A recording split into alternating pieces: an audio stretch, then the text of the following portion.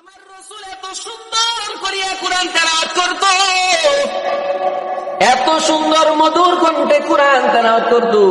ওই মক্কা নগরীতে কাফেররা ঘোষণা দিয়ে দিয়েছে, ওই মুহাম্মদের কোরআন কেউ শুনতে পারবে না, কেননা যে তার কোরআন শ্রবণ করে শুনে সেই তার পাগল হয়ে যায়। এই কারণে কাফেরদের লিডার ঘোষণা দিয়ে দিয়েছে, মুহাম্মদের কোরআন তেলাওয়াত কেউ শুনতে পারবে না। আল্লাহর রাসূল সাল্লাল্লাহু আলাইহি ওয়াসাল্লাম রাত্রি বেলায় নামাজে দাঁড়াইয়া যাইতো, নামাজে দাঁড়াইয়া কোরআন তেলাওয়াত করত।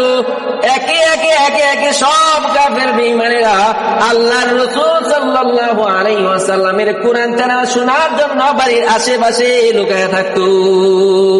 সুবহানাল্লাহ, কত রহমতের নবী আমার, কত রহমত নিয়ে দুনিয়ার মধ্যে আসেন। ওই নবী মিলাদ পালন করে নাই, আজকে আমরা মিলাদুন নবী পালন করি রাসূলের আশিক বলি।